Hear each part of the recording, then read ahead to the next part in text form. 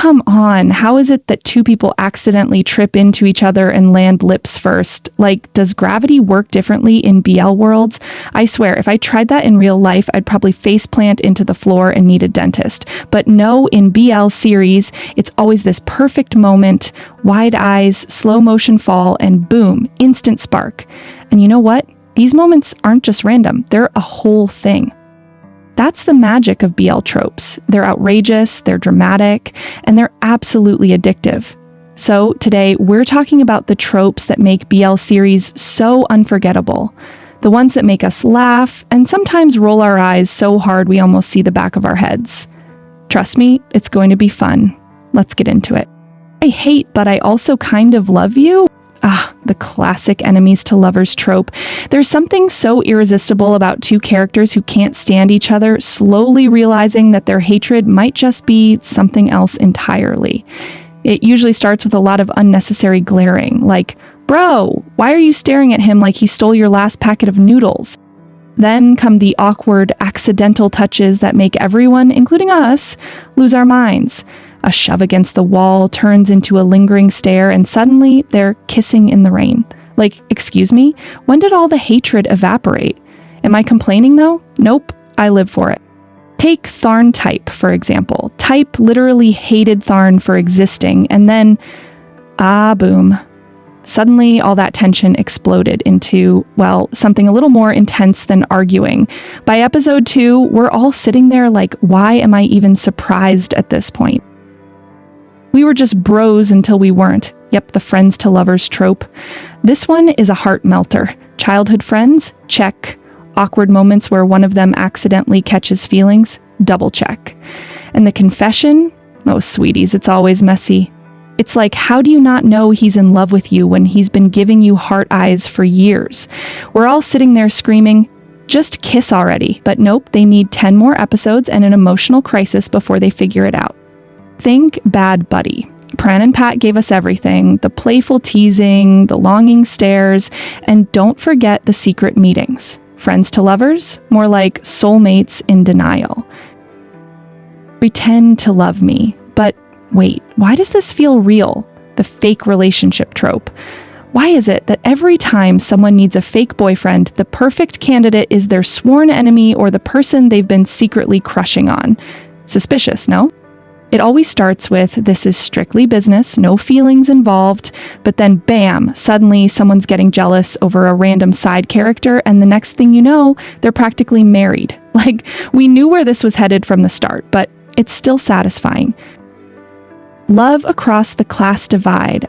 Yes, the rich boy meets poor boy trope. It's always a vibe when one of them is living in a literal mansion while the other is out here struggling to pay for noodles. They bond over how different their lives are, and before you know it, the rich guy is ditching his 5-star meals to eat street food with his new bae. I hate you, but not really. Yeah, the tsundere character is a BL staple. They're the grumpy, cold one who acts like they don't care, but we all know they're soft marshmallows on the inside. Honestly, tsunderes are the drama queens of BL. They'll be like, I don't care if you disappear, but the moment the other character goes missing, they're running around like a lost puppy. It's the contradiction that gets me.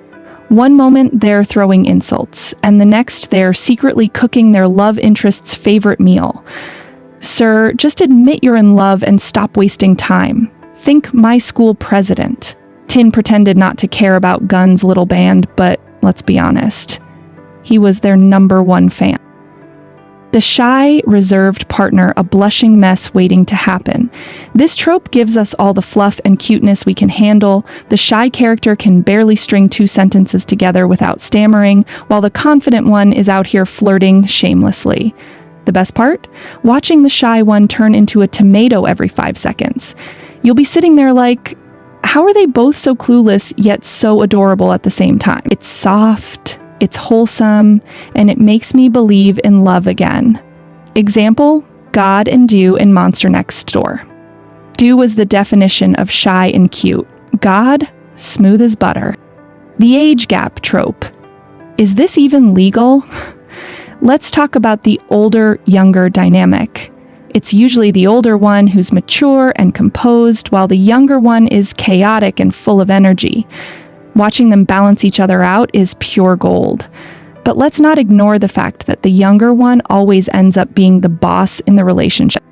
There's usually a moment where the older character is like, what am I doing with this child? And we're all just laughing because we know they're totally whipped. Opposites attract trope. We have nothing in common except everything. This trope is a classic for a reason, whether it's a nerd falling for a jock, a quiet introvert with a loud extrovert, or a city boy with a farm boy. The opposites attract trope never fails. It's all about how they slowly find common ground and realize they complement each other perfectly. You'll be sitting there like, why are they even friends? But by the end, you're crying because their love is so pure. A Tale of Thousand Stars is a perfect example. Tien was a city boy thrown into the countryside, and Fupa was the stoic forest ranger who had no time for his nonsense. They were complete opposites, but it worked. Nobody touches my man. Yeah, if there's one trope that makes me scream, get yourself a boyfriend like this, it's the protective boyfriend trope. You know the one. The guy who acts like he's totally chill, but will turn into a full-on bodyguard if anyone so much as breathes in the direction of his bae. It's the over-the-top jealousy that gets me, like someone accidentally brushes his boyfriend's hand in the cafeteria and he's already planning their demise. Sir, calm down, he's not going anywhere. But let's be honest, we secretly love the drama. We shouldn't, but we will. Forbidden love trope. Whether it's due to family drama, societal expectations, or some weird made-up rule like fraternizing with colleagues is banned, this trope thrives on tension. It's all about the stolen glances, the secret meetings, and the dramatic confessions that make you yell at your screen, "Just be together already!" The best part is the moment they decide to say, screw it, and be together despite the odds. Cue the dramatic music and the epic kiss scene that has us all sobbing. Who will he choose? Yes, the love triangles tropes are stressful, like, why can't they just form a throuple and call it a day? But no, we have to endure episodes of angst, jealousy, and characters staring longingly at each other while dramatic music plays in the background. What's worse is when the second lead is too good. You start rooting for them, even though you know they're destined to get their heart broken. It's emotional whiplash at its finest. Tamepo is a perfect love triangle. June is being so cute and nice to Po, and it's stressing me out. 2 boys, 1 apartment, what could go wrong? Roommate tropes are the bread and butter of BL. Put 2 attractive guys in a small apartment with only 1 bed, and you've got gold. There's always the awkward accidental touches, the one too many shirtless scenes moments, and the inevitable we're totally just bros denial phase. But the best part? The slow realization that maybe, just maybe, they don't hate sharing a space after all. Wait, you thought what? Misunderstandings in BL are both infuriating and hilarious. One character sees something out of context, jumps to the worst possible conclusion, and then spends the next 5 episodes sulking.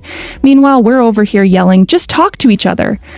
But let's be honest, the drama is what keeps us watching, and the moment they finally clear things up, so satisfying. Love Mechanics is full of misunderstandings, but it's also full of emotional moments that make it all worth it.